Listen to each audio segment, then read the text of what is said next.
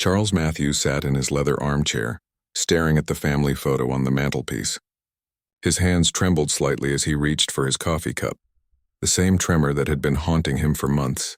At 62, he looked older than his years, his once dark hair now silver and thinning, deep lines etched around his eyes like road maps of worry.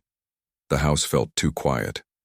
Margaret had been gone for 8 months now, and the silence still caught him off guard. She used to fill every corner with her laughter, her humming while cooking, her gentle scolding when he left his newspapers scattered around. Now only the tick of the grandfather clock marked the passing hours. William would be arriving soon for their monthly dinner. These visits had become strained affairs since Margaret's funeral. His son, now 35 and successful in his accounting firm, seemed to rush through conversations, checking his phone frequently, always having somewhere else to be. Charles understood. William had his own life, his own family to worry about, but understanding didn't make the loneliness any easier to bear. The doorbell rang at exactly 6 o'clock. William was nothing if not punctual, a trait he'd inherited from his mother. Charles shuffled to the door, his arthritis making each step deliberate and careful. When he opened it, William stood there in his crisp business suit, holding a bottle of wine and wearing that polite smile Charles had come to dread. "Hello, Dad," William said, stepping inside and giving Charles a brief, awkward hug. "How are you feeling?" "Oh, getting by," Charles replied, the same response he'd given for months. It was easier than explaining the crushing weight that settled on his chest every morning, or how he sometimes forgot to eat because cooking for one felt pointless. They moved to the dining room, where Charles had set the table with Margaret's good china. He'd spent 2 hours preparing pot roast, William's childhood favorite, though his appetite had been poor lately. William complimented the meal, but Charles noticed he only picked at it, his attention drifting to his phone whenever it buzzed. "How's Sarah?" "And the kids?" Charles asked, desperate to fill the growing silence. "They're good. Emma's starting soccer this fall, and little Tom is finally sleeping through the night." William's face lit up briefly when talking about his children, the same way Charles's had when William was young. Charles remembered those days vividly, teaching William to ride a bike in the park, helping with homework at the kitchen table, attending every school play and soccer game.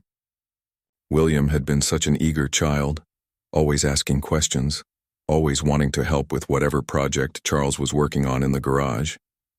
When had that closeness faded? When had they become strangers sharing polite conversation over dinner? "I was thinking," Charles began carefully, "maybe next weekend you could bring the kids over. I could set up the old swing set in the backyard. It's been sitting in the garage since you were 12. William shifted uncomfortably. "Dad, I appreciate the offer, but we've got Emma's tournament and Sarah's sister is visiting." "Maybe another time?" "Another time." Charles had heard those words so often they'd lost all meaning. He nodded and smiled, the same forced cheerfulness he'd perfected over the months. But inside, something cracked a little more. After dinner, they sat in the living room. William talked about work, about a difficult client and a promotion he was hoping for. Charles listened, asking the right questions, showing interest he genuinely felt. But he could see William's eyes wandering to his watch, calculating how long he needed to stay before he could politely leave. "Dad, there's something I've been meaning to discuss with you," William said suddenly, his tone shifting to one Charles recognized from his business dealings. "Sarah and I have been talking, and we think it might be time to consider some options for you." Charles felt his stomach tighten. "What kind of options?" "Well, this house is pretty big for one person, and with your arthritis getting worse, the stairs might become a problem. There are some really nice senior communities nearby, places where you could have companionship activities, maybe even make some new friends." The words hit Charles like physical blows. A senior community, a euphemism for being put away, stored somewhere convenient where his loneliness wouldn't be William's burden anymore. He understood the logic. William was busy, had his own family to prioritize. But the casual way his son discussed dismantling the life Charles had built felt like betrayal. "I see," Charles said quietly. "You've given this a lot of thought. We just want what's best for you. Dad, this house holds so many memories of Mom. Maybe a fresh start would be good." Charles looked around the room where he'd celebrated Christmas mornings with William, where Margaret had read bedtime stories, where they'd gathered for birthday parties and quiet Sunday afternoons. These walls held 40 years of his life, and William wanted him to abandon them for the sake of convenience. "I'll think about it," Charles said, because it was easier than fighting. William relaxed visibly, clearly relieved to have the conversation over with. The evening ended as they all did lately, with William making excuses about early meetings and long drives home. He hugged Charles goodbye, promised to call soon, and disappeared into the night, leaving Charles alone with the echoes of their conversation. Standing in his doorway, watching William's taillights disappear down the street, Charles felt something shifting inside him. The anger that had been building for months, carefully suppressed beneath layers of understanding and acceptance, began to surface. He was tired of being handled, tired of being managed like a problem to be solved. For 35 years, he'd been the father William needed him to be. He'd worked extra shifts to pay for college, sacrificed his own dreams to ensure his son had every opportunity. He'd taught William to be responsible, independent, successful. But somewhere along the way, he'd also taught him that love was conditional, that relationships required constant management. That family was just another obligation to be efficiently handled. As Charles closed the door and walked back to his empty house, he realized that their monthly dinners weren't bringing them closer together. They were just elaborate performances, both of them playing roles that satisfied no one. Something had to change, and Charles was finally ready to stop pretending everything was fine. The time had come for some difficult truths, and Charles was no longer sure he could keep them buried. The week following William's visit passed in a blur of sleepless nights and restless days. Charles found himself walking through the house at odd hours, touching familiar objects as if saying goodbye. Margaret's reading glasses still sat on her nightstand. Her favorite coffee mug remained in the cupboard, unwashed since the morning she'd used it last. Every corner held memories that William seemed eager for him to abandon. Charles spent hours in his workshop in the basement, the one place in the house that felt entirely his own. Here, surrounded by his tools and half-finished projects, he could think clearly. He picked up a wooden jewelry box he'd been making for Margaret before she got sick. His hands, despite their tremor, still remembered the familiar motions of sanding and shaping wood. The repetitive work calmed his mind and helped him focus on what he needed to do. He'd made a decision during those long, quiet hours.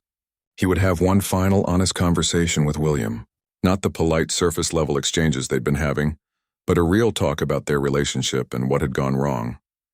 If William wanted to ship him off to a senior community, then Charles deserved to know why his son had grown so distant. More importantly, William deserved to know how much he was hurting his father. Charles called William's office on Thursday morning. His son's secretary, a pleasant woman named Janet, told him William was in meetings all day but would call back. By Friday evening, no call had come. Charles tried William's cell phone and got voicemail. He left a message asking if they could meet for coffee over the weekend, saying it was important. William texted back, "Busy weekend. Next week, okay? Next week. Always next week." Charles stared at the text message and felt something harden inside his chest. He typed back, "Need to talk now. Coming to your house Sunday at 2 p.m. For the first time in months, he didn't ask permission or worry about inconveniencing anyone. Sunday arrived gray and drizzly, matching Charles's mood. He drove to William's suburban neighborhood, passing manicured lawns and expensive cars in driveways.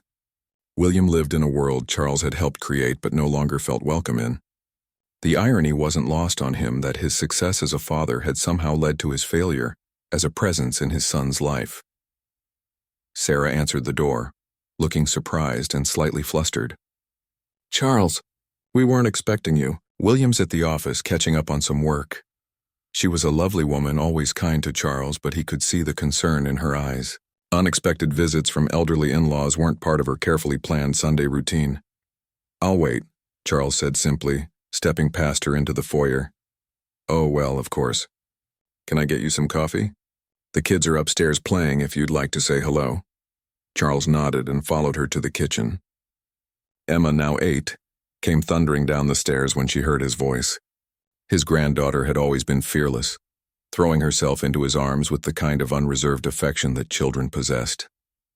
4-year-old Tom followed more cautiously, still shy around adults but warming up when Charles produced a small wooden toy truck from his pocket. "Grandpa made this?" Emma asked, examining the truck with fascination. Charles had spent 3 evenings carving and sanding it, knowing Tom loved anything with wheels. "I did," Your daddy used to have one just like it when he was little. Did Daddy like toys like this? Tom asked, climbing onto Charles's lap. He loved them. We used to build whole cities in the sandbox for his cars and trucks. Sometimes we'd spend entire Saturday afternoons out there. Charles felt his throat tighten as he remembered those days. William would get so absorbed in their games, creating elaborate stories about where the trucks were going and what they were carrying. Sarah watched this interaction with growing discomfort. Charles could see her checking the clock, probably calculating when William would return and how to manage this unexpected situation. The children, however, were completely absorbed. Emma wanted to know if Charles could teach her to make things from wood. Tom was making engine noises as he drove his new truck across the kitchen table. "Where's Daddy?" Emma asked suddenly. "Why is he always working?" The question hung in the air like an accusation. Sarah quickly intervened, explaining that Daddy worked hard to take care of the family. But Charles saw something in Emma's expression that reminded him painfully of William at that age. The same slight confusion, the same acceptance that work always came first. When William finally arrived home an hour later, he found Charles on the living room floor, building a block castle with the children. The scene should have been heartwarming, but William's face showed only irritation. "Dad, what are you doing here? Sarah said you just showed up." Charles looked up from the blocks, noting the sharp edge in his son's voice. In front of the children, William couldn't express his full annoyance, but his message was clear. This visit was unwelcome and inappropriate. "I told you I needed to talk. You said you were too busy, so I came here." William's jaw tightened. "Kids, why don't you go play upstairs for a while? Daddy needs to talk to Grandpa." The children protested, but Sarah efficiently herded them away, leaving father and son alone in the suddenly tense living room. William remained standing, his posture suggesting this would be a brief conversation. "Dad, you can't just show up here unannounced. We have schedules, plans." Sarah had things to do today. "When?" Charles asked quietly. "When what? When would be a good time? You don't return my calls. You're always busy. You come to dinner once a month and spend the whole time checking your phone. When exactly would be convenient for you to talk to your father?" William shifted uncomfortably. "That's not fair. I'm doing my best here. I have a job, a family, responsibilities, and I don't? Is that what you think? That because I'm old and retired my time doesn't matter? That my need to see my son and grandchildren is just an inconvenience you have to manage?" The words came out sharper than Charles had intended, but months of swallowed frustration were finally finding their voice. William looked genuinely surprised by his father's tone. In their family, conflict was usually avoided, pushed aside in favor of polite conversation and surface harmony. "Dad, I never said your time doesn't matter, but you have to understand my life is complicated right now. Work is demanding, the kids need attention, Sarah needs help with everything. I'm stretched pretty thin." "I know you are," Charles said, his voice softening slightly. "I was your age once. I remember feeling pulled in a dozen directions. But William, I'm not asking to be another burden on your list. I'm asking to be your father." The distinction seemed to hit William like a physical blow. He sat down heavily in the armchair across from Charles, for the first time really looking at his father instead of past him. Charles could see the moment when William registered the weight loss, the tremor in his hands, the exhaustion that had become his constant companion. "I don't know what you want from me," William said quietly. And for the first time in months, Charles heard genuine emotion in his son's voice instead of polite distance. "I want to matter to you," Charles replied simply, "not as a problem to be solved or an obligation to be managed. I want to matter as your father." The silence that followed Charles's words stretched between them like a chasm. William stared at his hands, his usual composure cracking. Outside, Charles could hear the children playing in their room, their laughter a stark contrast to the tension filling the living room. Sarah moved quietly through the house, giving them space but close enough to intervene if needed. "You do matter to me," William finally said, his voice barely above a whisper. "You're my father. Of course you matter. Then why do I feel like a stranger in your life?" Charles asked. He leaned forward, his arthritis forgotten in the intensity of the moment. "When did we stop talking, really talking? When did our relationship become these scheduled visits where we discuss the weather and your work schedule?" William looked up, and Charles was shocked to see tears forming in his son's eyes. It was the first real emotion William had shown in months, and it broke something loose in Charles's chest. "After Mom died, William said slowly. I didn't know how to be around you. You were so sad, so lost. I didn't know what to say or how to help. Every time I visited, you seemed smaller, more fragile. I was afraid I'd say the wrong thing, make it worse somehow.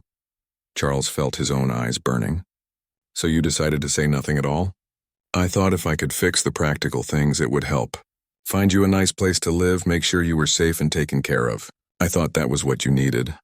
What I needed was my son, Charles said firmly. Not a caseworker, not a manager, my son. The boy who used to tell me about his dreams, who asked for advice about girls and jobs in life. The young man who called me when he was scared or excited or confused. What happened to him? William's composure finally broke. He buried his face in his hands, his shoulders shaking with suppressed sobs. I don't know, he whispered. I don't know when I stopped being that person. When I stopped knowing how to be your son. Charles moved from his chair to the couch beside William, his own pain forgotten in the face of his son's anguish. He put his arm around William's shoulders, the same gesture he'd used to comfort him as a child. For a moment, William stiffened, but then he leaned into his father's embrace. I'm so tired, Dad, William confessed. Work is killing me. Sarah's overwhelmed with the kids. I feel like I'm failing at everything. And watching you struggle after Mom died, knowing I couldn't fix that either, I just shut down. It was easier to keep my distance than to face how helpless I felt. Charles tightened his grip on his son. This was the breakthrough he'd been praying for. The crack in the wall William had built around himself. You think I need you to fix everything? Don't I? Isn't that what sons are supposed to do? Take care of their aging parents? Oh, William. Charles's voice was thick with emotion. You've been carrying this weight all alone, haven't you? Thinking you had to be responsible for everyone's happiness, everyone's problems. William pulled back to look at his father. Didn't you? When Grandpa got sick, you moved him in with us. You worked 2 jobs to pay for his medicine. You never complained, never acted like it was a burden. Charles was quiet for a long moment, remembering those difficult years when his own father had been dying of cancer. He'd been so focused on being strong, on setting a good example for William, that he'd never explained the emotional cost of those decisions. I made mistakes, Charles admitted. I thought I was teaching you about responsibility and family duty. But I never told you about the nights I cried in the garage, feeling overwhelmed and scared. I never let you see me struggle because I thought that would make me weak in your eyes. You were never weak, William said fiercely. You were my hero. You could fix anything, solve any problem. I wanted to be like you, but I'm not that strong. Strength isn't about fixing everything, Charles said gently. It's about showing up anyway, even when you don't have all the answers. You think I knew what I was doing when you were born? I was terrified. Your mother and I figured it out as we went along. William wiped his eyes, looking more like the vulnerable young man Charles remembered. I've been so focused on not being a burden to you that I made myself into a stranger instead, and I've been so focused on not being a burden to you that I stopped asking for what I really needed. They sat together.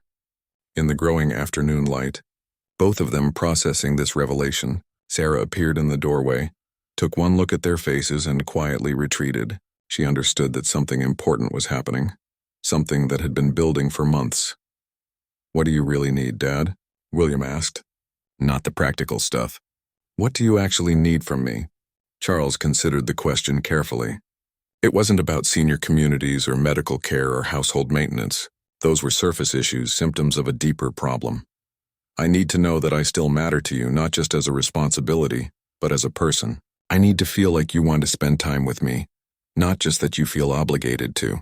I need to know that when I'm gone, you'll remember me as your father who loved you, not as a problem you had to solve. William's fresh tears came freely now. God, Dad, I'm so sorry. I never meant to make you feel that way. I was just so scared of losing you too. After Mom, I thought if I could control everything, manage everything perfectly, maybe I could keep you safe.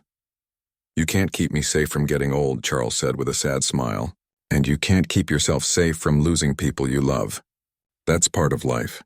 But while we're here, while we have time, can't we just be father and son? Can't we enjoy each other instead of managing each other? William nodded, unable to speak.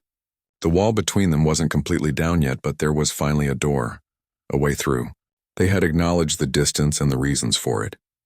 Now came the harder work of rebuilding what they'd lost. I want to tell you something, Charles said suddenly. Something I should have told you months ago, but I was too proud and too afraid. William straightened, sensing the shift in his father's tone. What is it? Charles took a deep breath, knowing that what he was about to reveal would change everything between them. But after months of careful silence, he was finally ready to trust his son with the complete truth. I'm not just lonely since your mother died, he began. I'm scared, really scared. And there are things happening with my health that I haven't told you about, because I didn't want to worry you. But keeping secrets isn't protecting either of us anymore. William's face went pale. What kind of things? Charles squeezed his son's hand, preparing to share the burden he'd been carrying alone. Charles's hands trembled as he reached into his jacket pocket and pulled out a folded envelope. William watched with growing alarm as his father's composure shifted from emotional vulnerability to something deeper, more frightening. The afternoon light streaming through the windows suddenly seemed too bright, too harsh for the conversation they were about to have. 3 months ago, Charles began, his voice steady despite the tremor in his hands, I started having episodes, times when I couldn't remember where I was or what I was doing. At first I thought it was just grief, stress from losing your mother. But they got worse. William's breath caught in his throat. Dad, what are you saying? I finally went to see Dr. Peterson. He ran tests, lots of tests. Charles unfolded the envelope with careful precision. These are the results I got 2 weeks ago. I've been carrying them around, trying to figure out how to tell you. The papers rustled in the quiet room.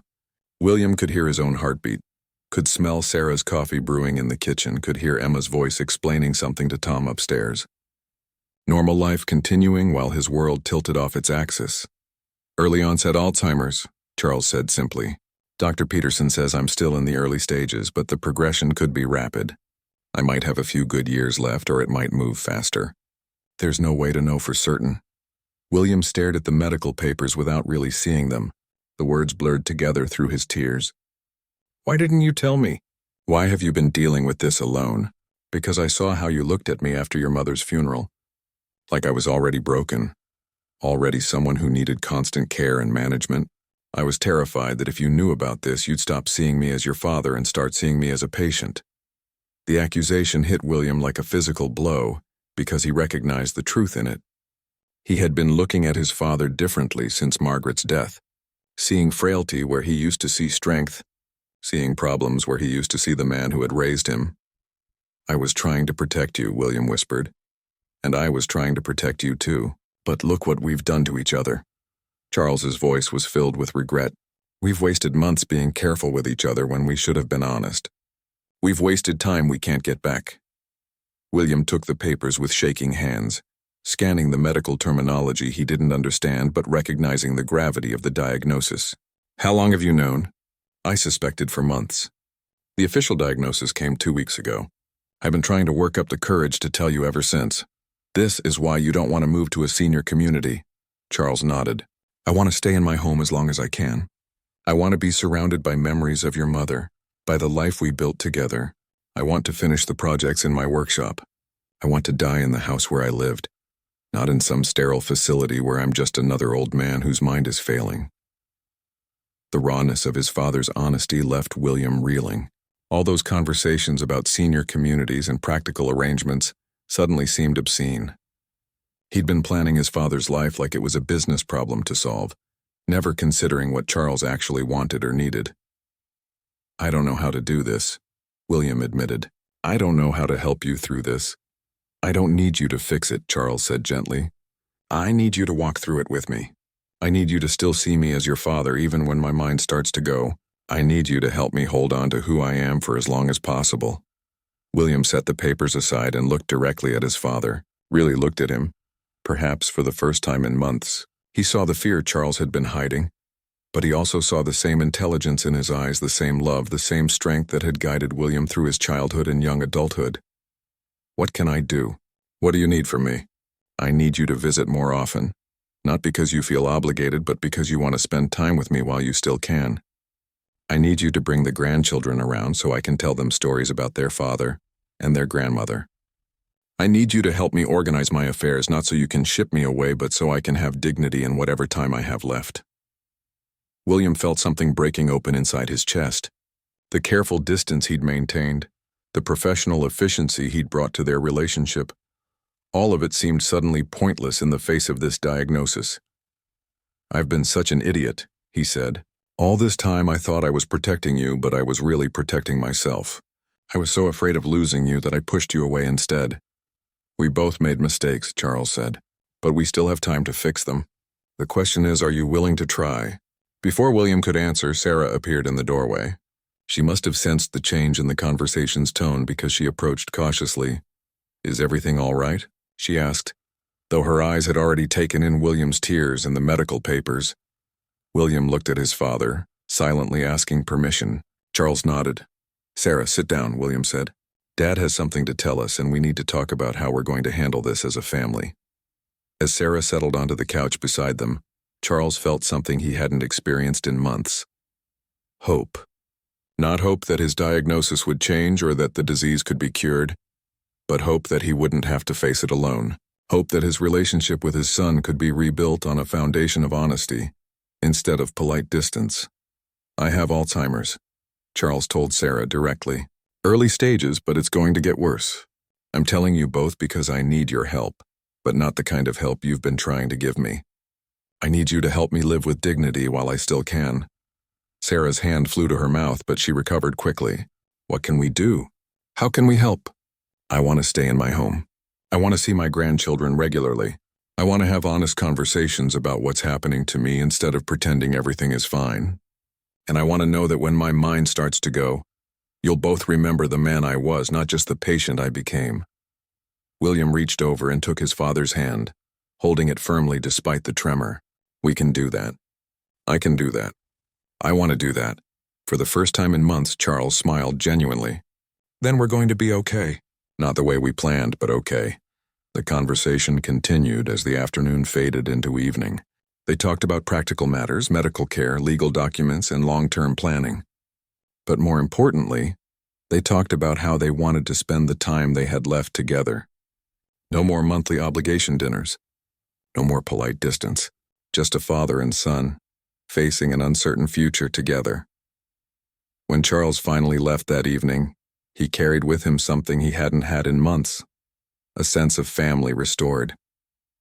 The disease couldn't be stopped, but their relationship could be healed. And for now, that was enough. 3 weeks later, William found himself sitting in his father's workshop for the first time in 20 years. The basement space looked exactly as he remembered from childhood.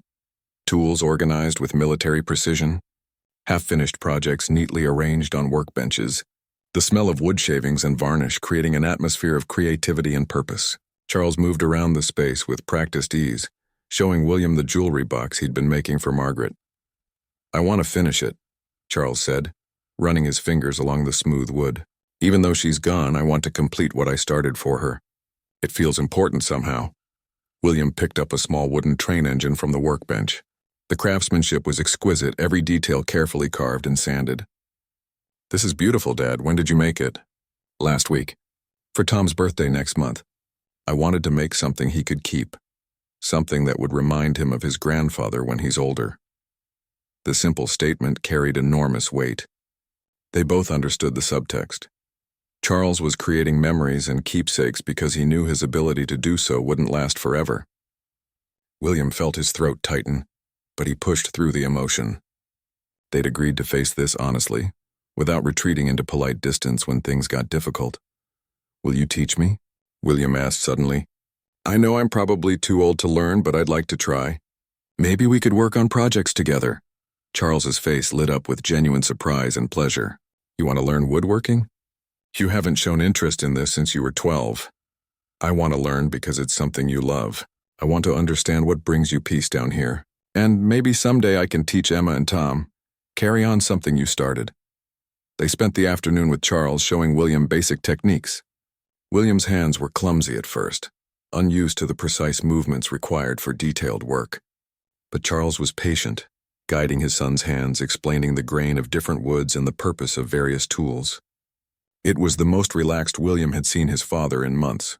"You know," Charles said as William practiced simple cuts, "some of my best memories are of teaching you things. How to ride a bike, how to change a tire, how to tie a proper knot. I missed that when you got older. when you didn't need me to teach you anymore. I still need you to teach me things, William realized. I just stopped asking. I thought needing my father's guidance meant I wasn't successful enough on my own. Independence doesn't mean you stop learning from people who love you, Charles said gently. It means you choose what to learn and when to ask for help. As they worked, William found himself sharing things he hadn't talked about in years. His frustrations at work, his worries about being a good father, his fears about making the wrong choices for his family. Charles listened without judgment, occasionally offering advice, but mostly just being present in a way that reminded William why he used to turn to his father with every problem. I've been thinking about what you said, William ventured as they cleaned up the workshop. About helping you live with dignity. I want to do that, but I'm not sure I know how. Charles set down his tools and considered the question. I think it starts with treating me like I'm still capable of making my own decisions. When the time comes that I can't, I'll tell you. But for now, I'm still your father, not your patient. How will I know when things are getting worse? What should I watch for? It was a difficult question, but Charles appreciated that William was asking it directly instead of dancing around the subject. The doctor gave me some warning signs to watch for. Memory problems will get worse, but the real concern is when I start getting confused about where I am or who people are, when I can't recognize familiar places or faces. William nodded, filing away the information. Will you promise to tell me when you notice changes? Not to protect me, but because I need to know? I promise. But William, I need something from you too. When I do start to decline, I need you to remember who I was at my best. Don't let the disease become the only thing you remember about me. Tell me something I don't know about you, William said suddenly. Something from before I was born or something you never shared. I want to know who you were when you were my age. Charles smiled at the unexpected request. When I was 35, about your age now, I thought about leaving my job and opening a furniture shop. Your mother and I had it all planned out. We'd found a little storefront downtown, had business plans drawn up, even picked out a name. Matthews Fine Furniture. What happened? Why didn't you do it? You happened, Charles said, but his tone was warm, not resentful. We found out your mother was pregnant, and suddenly financial security seemed more important than following dreams. I took the promotion at the insurance company instead, bought the house, played it safe. Do you regret it? Charles was quiet for a moment, considering the question carefully. I used to think I might regret it. But watching you grow up, seeing the man you became, I realized I made the right choice. Dreams can be adjusted, but you only get one chance to be a father to your children. But you still love this, William said, gesturing around the workshop. You still create beautiful things. Sometimes the dreams we don't pursue in one season of life find their way back to us in another. This workshop became my furniture shop in a way. Just smaller, more personal. They climbed the stairs together, both lost in thought. The house felt different to William now, warmer somehow. Instead of seeing reminders of his father's loneliness, he was beginning to see evidence of a full life lived with purpose and love. Sarah was in the kitchen when they emerged, preparing dinner with Emma's help. She'd started coming to these visits, bringing the children and treating Charles's house like an extension of their own home, rather than a destination they had to endure. The shift had been gradual but profound. Grandpa taught Daddy how to make things, Emma announced proudly, flour dusting her nose from helping with the biscuits. Did he now? Sarah smiled at William, who was still brushing wood shavings from his shirt. He's a terrible student, Charles said with mock seriousness. Worst apprentice I've ever had. But I suppose I'll keep trying to teach him. Over dinner, the conversation flowed naturally between 3 generations. Charles told stories about William's childhood that made Emma and Tom giggle. William shared updates about work, but this time he also talked about his challenges and uncertainties instead of just his successes. Sarah discussed her plans to go back to school part-time, something she'd been considering for years but had never felt she could pursue. You should do it, Charles said firmly when Sarah expressed doubts about managing school with the children's schedules. Margaret always regretted not finishing her degree. She was brilliant, but she got married young and never went back. Don't make the same mistake. It was the first time Charles had spoken about Margaret's regrets without becoming overwhelmed by sadness. William noticed the change and realized his father was beginning to process his grief differently, seeing his wife's memory as something to honor rather than something that only brought pain. After dinner, Charles pulled out photo albums, something he hadn't done since Margaret's death. The pictures told the story of their family. Charles and Margaret's wedding, William's childhood, holidays and birthdays and ordinary moments that had seemed insignificant at the time but now felt precious. "I want to go through these with you," Charles told William. "I want to tell you the stories behind the pictures while I still remember them clearly. And I want you to take some home so the grandchildren can see where they came from." They spent 2 hours looking through albums, Charles narrating memories that painted a picture of his marriage and parenthood that William had never fully understood. He learned about his parents' courtship, about Charles's fears when William was born, about small moments of joy and worry that had shaped their family's story. "Your mother was terrified you wouldn't like her cooking," Charles laughed, pointing to a picture of a very young Margaret in the kitchen, looking serious and determined. "She practiced making your favorite meals for weeks before you came home from the hospital, as if a newborn was going to critique her pot roast." "She was an amazing cook," William said. "I still use her recipes. She'd be so proud of that. And she'd be proud of the father you've become. She worried sometimes that we were too strict, too focused on responsibility. But look at Emma and Tom. They're confident and happy. You and Sarah are doing something right." As the evening wound down, William felt a contentment he hadn't experienced in years. This was what family was supposed to feel like: comfortable, honest, supportive. Not perfect, but real in a way that their recent interactions had not been. "Dad," William said as they prepared to leave, "I want to establish a new routine. Not monthly dinners, but regular time together. Maybe I could come over on Saturday mornings, help with projects around the house, or just spend time together." "I'd like that," Charles said. "But only if you want to, not because you feel you should." "I want to. I want Emma and Tom to really know their grandfather, the way I knew my grandmother. I want them to have stories to tell their children about the man who taught their father how to make things with his hands." 6 months later, Charles stood in his kitchen making coffee on a crisp autumn morning, watching the maple tree in his backyard shed its brilliant red leaves. The routine had become precious to him. The familiar ritual of grinding beans, the smell of fresh coffee filling the house, the quiet moments before William arrived for their Saturday morning together. The tremor in his hands had worsened, and some mornings he struggled to remember simple things like where he'd put his glasses or what day it was. But the important things remained clear: his love for his family, his gratitude for the time they'd reclaimed, and his determination to face whatever came next with dignity. William arrived at 9 o'clock sharp, as he had every Saturday for the past 6 months. But today was different. Today he brought a special guest, Grandpa. Emma burst through the door ahead of her father, carrying a carefully wrapped package. "We finished it!" Charles knelt down to Emma's level, accepting her enthusiastic hug. At 9 years old, she had become his most devoted woodworking student, showing up eagerly every other week to work on projects in the basement workshop. "Let me see what you've created, Master Carpenter," Charles said with mock formality. Emma unwrapped the package to reveal a small wooden jewelry box, similar to the one Charles had made for Margaret, but sized perfectly for a little girl's treasures. The craftsmanship showed Emma's beginner skills, but also William's careful guidance and Charles's patient teaching. "We made it together," Emma explained proudly. "Daddy helped me with the hard parts, but I did most of the sanding myself. And look." She opened the box to reveal a small mirror inside the lid and a tiny wooden ballerina that spun when the box was opened. "It's magnificent," Charles said, and he meant it. The box represented something far more valuable than perfect craftsmanship. It was a tangible symbol of 3 generations working together, of knowledge and love passed down through patient teaching and eager learning.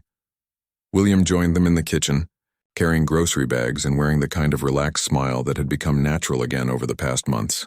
The stress lines around his eyes had softened, and he moved with an easiness that had been absent during those difficult months after Margaret's death. "Emma wanted to give you the jewelry box today because she has something to tell you," William said, settling into his usual chair at the kitchen table. "What's that, sweetheart?" Charles asked, pouring coffee for William and hot chocolate for Emma. "Daddy said I could have a sleepover here next weekend. We're going to work on the dollhouse and make pancakes, and you're going to tell me more stories about when Daddy was little." Charles looked at William in surprise. Sleepovers had been discussed but never arranged, partly because of Charles's concerns about his increasing memory issues, and partly because of Sarah's natural worries about leaving the children overnight. "Sarah's comfortable with this?" Charles asked quietly. "More than comfortable. She suggested it. She said Emma talks about you constantly, and she thinks it would be good for both of you. I'll be close by if you need anything, but Emma's old enough to help if you forget something or get confused." The trust implicit in this arrangement moved Charles deeply. His family wasn't just accommodating his disease. They were refusing to let it define their relationship. Emma was being raised to see her grandfather as a person who happened to have memory problems, not as a patient who used to be her grandfather. "I would love that," Charles told Emma. "We'll have a wonderful time together." They spent the morning in the workshop, as had become their tradition. Charles was teaching William and Emma how to make a wooden chess set, a project that would take several months to complete. The work required patience and precision, qualities that both his son and granddaughter were developing under his guidance. "Tell me again why we sand everything so carefully," Emma asked, focused intently on smoothing a chess piece. "Because the wood is like a person," Charles explained, using the analogy he'd developed for her. "It has rough edges and imperfections, but with patience and care, you can help it become something beautiful. The sanding doesn't change what the wood is. It just helps it be the best version of itself." William paused in his own work, struck by the wisdom in his father's simple explanation. It occurred to him that Charles was teaching Emma about more than woodworking. He was teaching her about life, about the value of patience and persistence, about seeing potential in imperfect things. As they worked, Charles shared more stories from his past, memories that William was carefully documenting in a journal.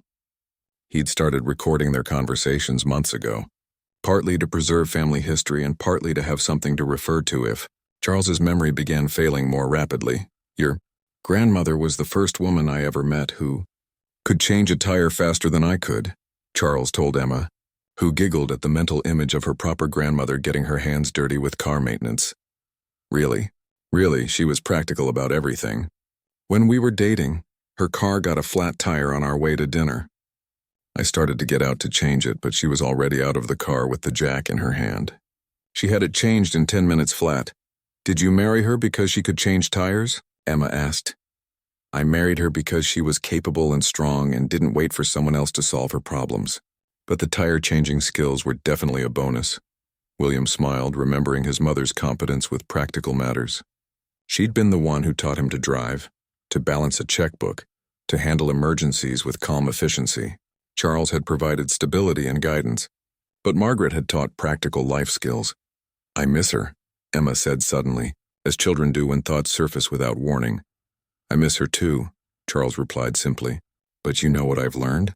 Missing someone you love isn't sad all the time. Sometimes it's a warm feeling, like being hugged by a memory."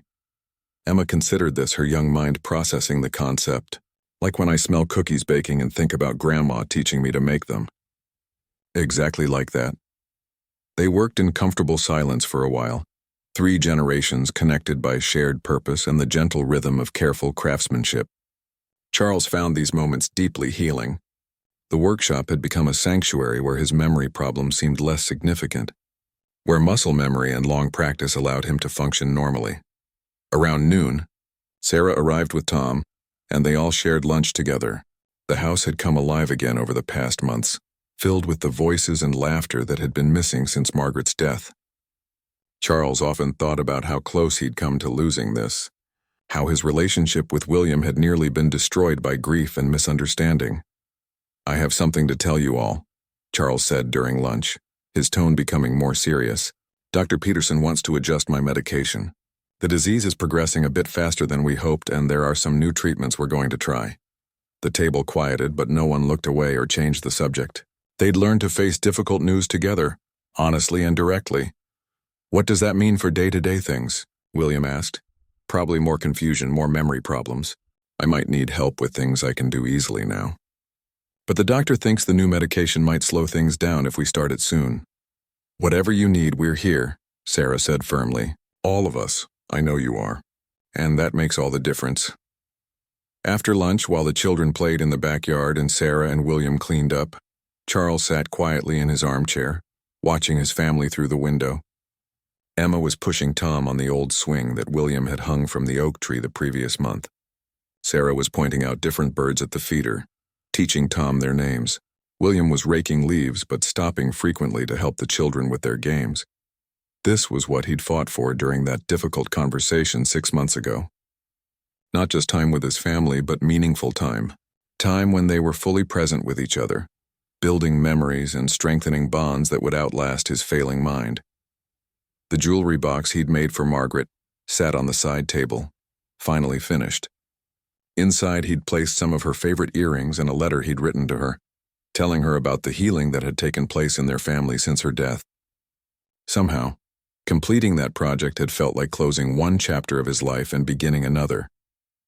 As the afternoon faded into evening and William's family prepared to leave, Charles felt a deep sense of contentment. Tomorrow would bring new challenges, and his condition would continue to deteriorate. But today had been perfect in its imperfection, filled with love, laughter, honest conversation, and the simple joy of family being together. "Same time next week?" William asked, embracing his father goodbye. "I'll be here," Charles replied. "For as long as I can be, I'll be here." Standing in his doorway, watching his family drive away, Charles realized that he was no longer afraid of the future. Whatever came next, they would face it together. He had taught his son to be strong not by hiding his own vulnerabilities, but by showing him how to be honest about them. And William had learned that loving someone didn't mean fixing all their problems. It meant walking beside them through whatever difficulties life brought.